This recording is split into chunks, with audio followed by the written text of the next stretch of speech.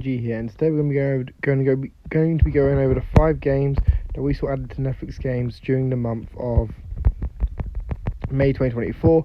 Now there are 5 games, and it is quite a nice lineup. To be fair, the reason I didn't do one of these videos in for April is because we only had 1 game in April. But in this month we obviously had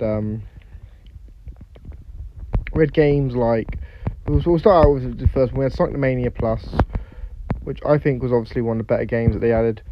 I will say that the port of Sonic Mania Plus was not the best, because obviously the motion controls or the touch controls just don't really work that well, which is kind of unfortunate because obviously it's Sonic the Hedgehog and Sonic is a beloved character and brand, but unfortunately this version is not the best version of the game, to be honest.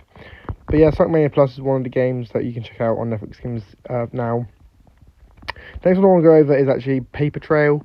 It's an indie game where you play as a character called Paige, who's obviously, she's she's going to university basically, and she's run away from home to go to university. That's basically all you really have to know. You basically have to follow the environments to play the game. Great game, great little game. I recommend it as well. If you want a new style of indie game to check out, there you go. Then you also got Katana Zero, which is obviously a side-scrolling game where you got to basically run and jump, and you basically play as a ninja who's got to take out his enemies. I think it's quite a fun game. I love the fact that there's all these things you can do in the background environments, like lasers that you can use to take out your enemies. I think that's pretty cool. And it's got this sort of sci-fi setting, which I genuinely love. So that to me is a great game if you want to check that out as well.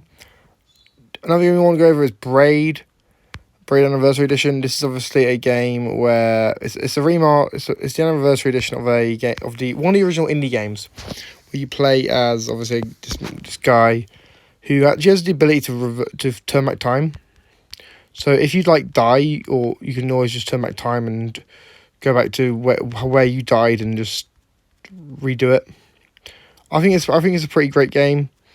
It can be tricky, especially with a touch screen, but I'm pretty sure a lot of people can master it if they play a lot of games like it. So I recommend checking it out if obviously you want a platforming game that you haven't played before. And the last game we want to go over is Netflix Stories Virgin River, which is obviously a game based on the Netflix show Virgin River. This is available on the Netflix Stories app, and this is obviously the last game we got, and it's a pretty fun game. If you like dating games, obviously it's one I recommend checking out. It's Netflix's latest dating game, so I recommend it if you're a fan of that sort of stuff. But yeah, let me know what you guys think about these games in the comments down below. Are you hyped for this? Are you happy that we got these games? Let me know what you think in the comments.